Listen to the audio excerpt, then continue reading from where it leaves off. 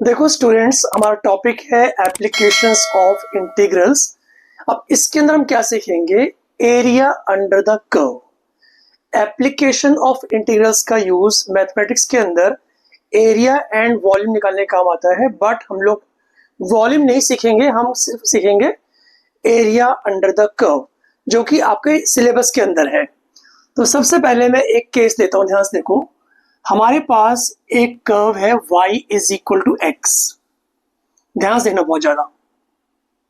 हमारे पास क्या है? y is equal to x. पहले इसका ग्राफ बनाते हैं। Identical to both the axes, this is y equal to x. अब मान लो इस ग्राफ के अंदर हमें एक ट्राइंगल बनाना है, लाइक ऐसे कुछ। ये जो पॉइंट है ना, यहां पर ये मान लो है 4,4। अब इसका एरिया नॉर्मली हम निकाले तो क्या होगा? Area of triangle O A B. हम एज्यूम कर लेते हैं, ये तो ओ होता ही ओरिजिन, ये ए पॉइंट है, ये पॉइंट बी है। तो ओ ए बी का एरिया वैसे क्या होगा? It is equal to half into base into altitude. अब बेस क्या है? अगर ये पॉइंट 4,4 है तो ओ भी हमारा 4 हो जाएगा एंड ए बी भी हमारा 4 हो जाएगा। तो यहां लिखेंगे बेस की जगह 4 एंड ऑल्टीट्यूड भी 4 ही होगा। ठीक है, सिंप्लीफाई करते हैं तो हमारा आंसर क्या आएगा? 8 स्क्वायर यूनिट्स। ये हमने मैन्युअली किया है without using integration. Area of triangle O A B निकाला मैंने without the use of integration. अब क्या करेंगे हम लोग? इंटीग्रेशन का यूज करते हुए हम निकालेंगे area of triangle O A B. तो कैसे करते हैं, ध्यान से देखो। सबसे पहले यहां पर लिमिट आती है लोअर लिमिट ए, अपर लिमिट बी, और यहां पर आता है एफ एक्स और यहां पर आता है डी एक्स। अब इस फिगर के अंदर ए होगी लोअर लिमिट जो कि 0 होगा, यहां पर एक्स हमारा 0 है। देखो यहां पर पहले मार्क कर लेते हैं। बी पॉइंट के कोऑर्डिनेट्स होंगे 4,0 और ओ के तो आपको पता है 0,0 ही होते हैं ना। तो इस लाइन पर एक्स एक्सिस के ऊपर ए क्या है? ए है 0 और बी है हमारा 4। और एफ एक्स क्या है? जो y होता है वो एफ एक्स ही होता है। एफ एक्स हमारा है x, तो यहां पर x रख देंगे और यहां पर dx रख देंगे। इंटीग्रेट करते हैं, x का इंटीग्रेशन होता है x square by 2। Lower limit 0 है, अपर लिमिट 4 है, पुट कर देंगे। 4 का स्क्वायर 16/2 माइनस 0 का स्क्वायर 0/2, तो आंसर आ जाएगा 8 स्क्वायर यूनिट्स। अब आप बोलोगे कि हर बार ऐसे कैसे करेंगे? आपको फंक्शन कहां से मिलेगा? यहां तो मैंने बता दिया कि x होगा, इसका इक्वेशन x होगी, बट कई बार आपको इक्वेशन नहीं दी होती है, आपको दिए होते हैं पॉइंट्स। तो उन पॉइंट से पहले हम इक्वेशन निकालेंगे, उसके बाद हम एरिया आराम से निकाल सकते हैं। चलिए आगे बढ़ते हैं थोड़ा सा। मान लो हमारे पास एक पॉइंट है 0,1 और एक पॉइंट है 4,5। बोल रहे हैं find the area under the curve, under the line बोल दो, find the area under the line and above the x axis. देखो कैसे। सबसे पहले हम लोग एक्स एक्सिस और वाई एक्सिस बनाएंगे। 0,1 हमारा कहां पर होगा? इधर कहीं होगा, this is 0,1 and second point है 4,5 जो कि कहीं पर यहां कहीं होगा 4,5। ये लाइन हमने ज्वाइन कर ली।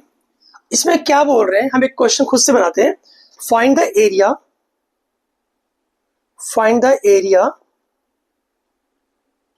अंडर द लाइन joining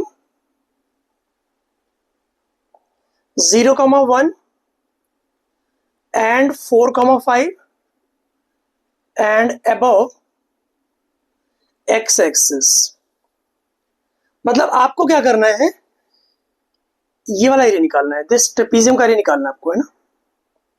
तो पहले काम करते हैं, आपको सिखाता हूं मैनुअल कैसे निकालते हैं area without the use of integration. Area of trapezium होता क्या है? आपको फॉर्मूला पता ही है। एरिया ऑफ ट्रेपीजियम क्या होता है? It is half into H multiplied by a plus B, average of parallel lines into distance between them. अब यहां पर देखो हाफ लिखेंगे, h क्या है, इनके बीच की डिस्टेंस कितनी होगी, मान लो ये पॉइंट O है आपका और ये पॉइंट है A, this is B, this is C। तो A के जो कोऑर्डिनेट्स हैं वो 4,0 होंगे, तो डिस्टेंस कितनी हुई OA, ये हो गई 4 यूनिट्स हो गई है ना। तो distance between this parallel lines is 4, A plus B, A है फर्स्ट लाइन इसकी लेंथ और B है AB की लेंथ, तो ये आपका 1 है और ये आपका 4 है, 1 प्लस नहीं 5 है, सॉरी 5 है ना, y हमारा 5 है, तो यहाँ पर आएगा 1 प्लस 5 यानी 6 आ जाएगा, ये कटेगा 2 से, तो 6 2 ज़ा 12 स्क्वायर यूनिट्स। तो ये हमने मैनुअल किया। अब इसी क्वेश्चन को बाय यूजिंग इंटीग्रेशन करेंगे हम लोग, बहुत ध्यान से देखना।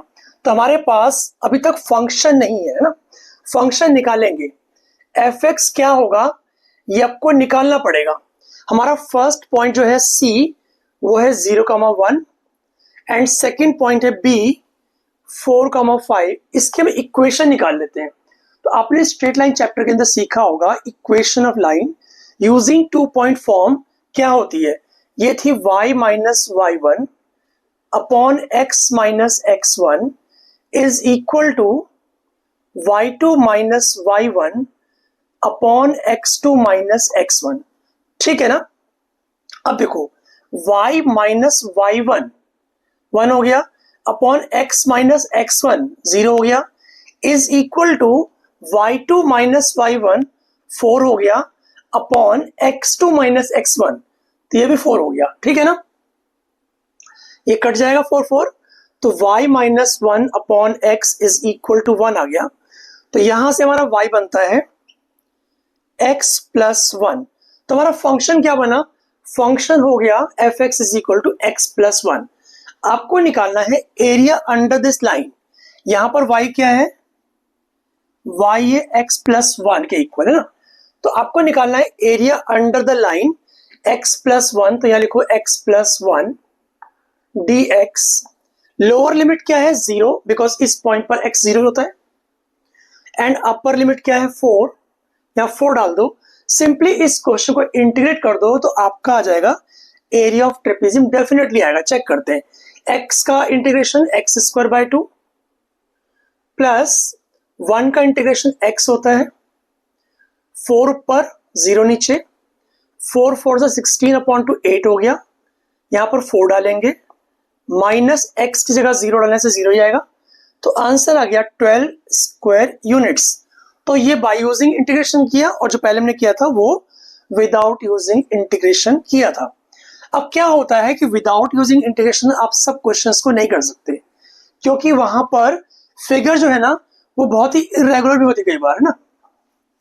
देखो एक और क्वेश्चन लेते हैं छोटा सा, है y is equal to x square, find the area under the curve this and x is equal to 1 and x is equal to 2, समझ में आया, and above the x axis of course।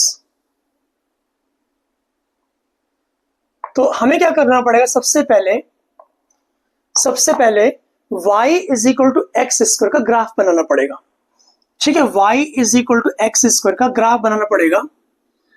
ऐसे तो ये ना पैराबोला है, मैं बोलूं x square is equal to y तो यू शेप पैराबोला होगा, बट अगर आपको एग्जाम में नहीं आए कि कैसे बनाना है, आप रिस्क मत लेना, आप साइड में बच्चों से काम करना, छोटे छोटे पॉइंट्स लो, देखो कुछ पॉजिटिव कुछ नेगेटिव, x को लो -2 -1 0 1 एंड 2, बस इतना ही काफी है।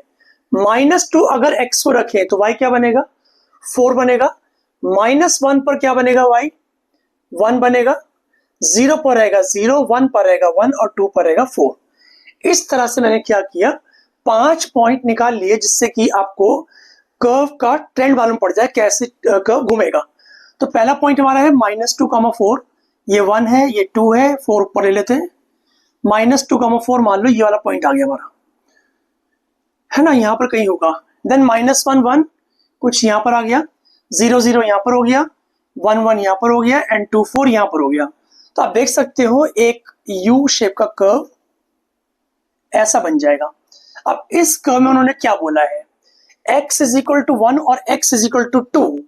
x इज इक्वल टू 1 एक लाइन है, वर्टिकल लाइन ऐसे कुछ, x इज इक्वल टू 2 क्या होगा, एक और वर्टिकल लाइन ऐसे कुछ।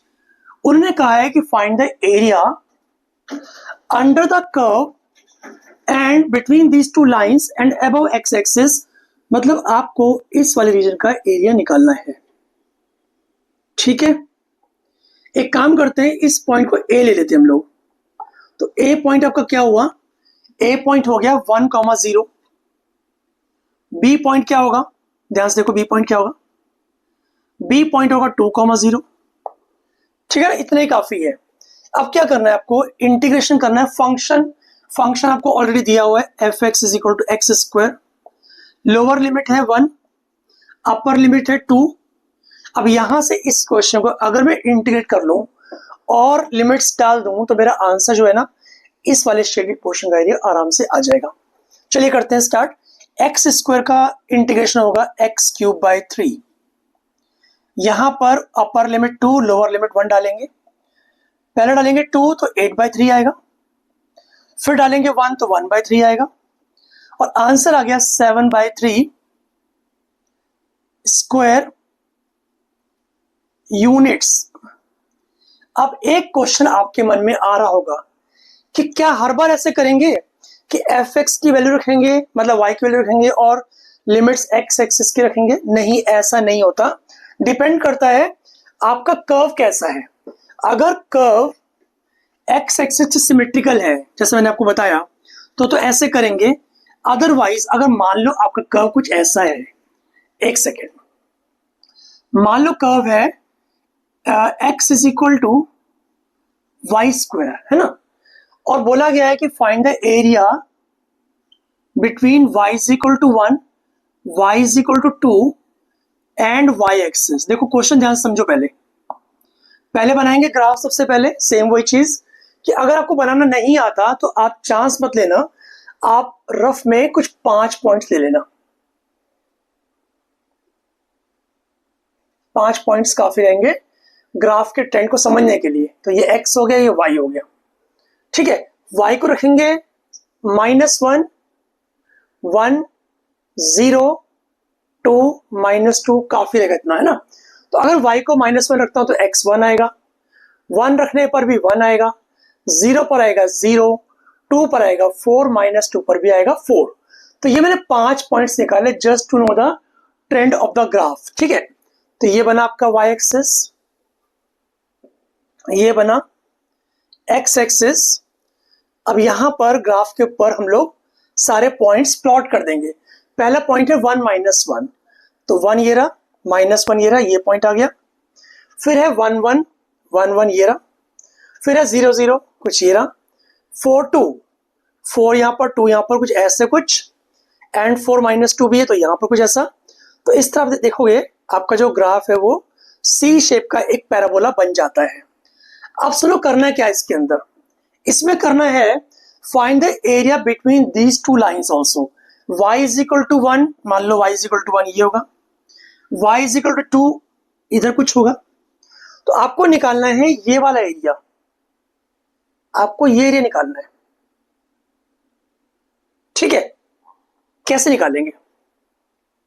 फर्स्ट पॉइंट यहां पर देखेंगे, पॉइंट हमारा 0,1 है, एंड सेकेंड पॉइंट ये वाला क्या है, 0,2। अब ऐसे क्वेश्चंस में जहां पर आपका जो कर्व है सिमेट्रिक टू y एक्सिस हो, उस केस में क्या करना है आपको, लिमिट्स लेनी है y एक्सिस की, यानी कि 1 to 2, और कर्व में से x की वैल्यू लेंगे। लास्ट टाइम ने y लिया था ना, इस बार x लेंगे, तो यहां पर y स्क्वायर आ जाएगा, यहां पर dy लिखेंगे।